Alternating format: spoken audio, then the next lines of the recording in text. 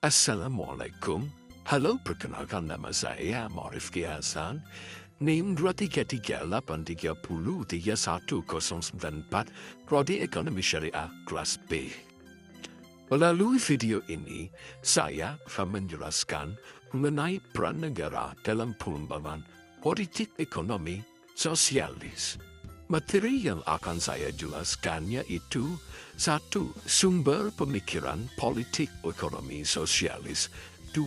Sejarah kemunculan sistem sosialis. 3. Peran negara dalam pengembangan politik ekonomi sosialis. 4. Penerapan sosialisme di berbagai negara. 1. Sumber pemikiran politik ekonomi sosialis berasal dari pemikiran Karl Marx dan tokoh-tokoh lain seperti Karl Polanyi. Mereka menekan kapitalisme karena dinilai menimbulkan ketimpangan dan eksploitasi.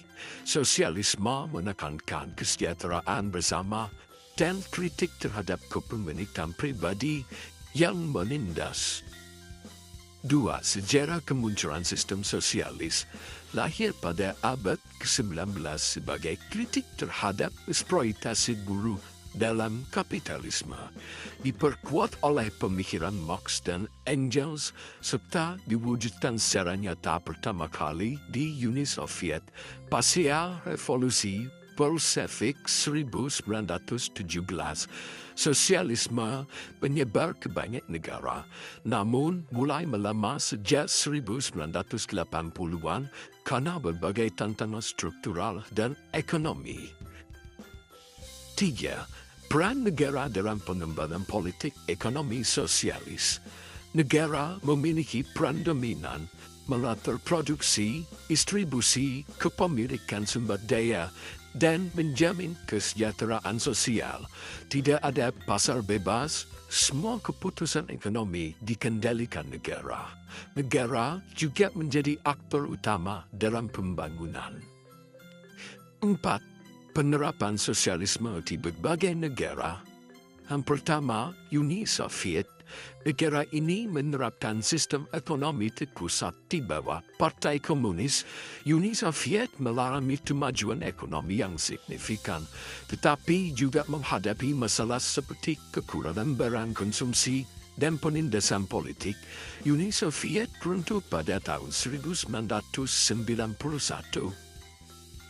Yang kedua, ada China. Negara ini menerapkan model sosialisme yang mirip dengan Uni Soviet.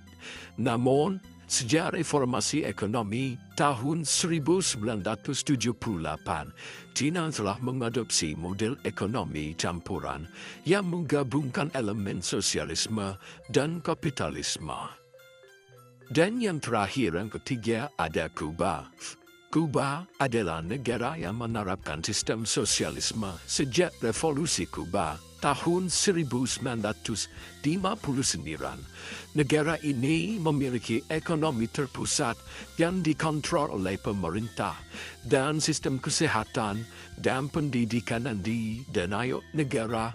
Kuba menghadapi tantangan ekonomi yang signifikan karena embargo Amerika Serikat.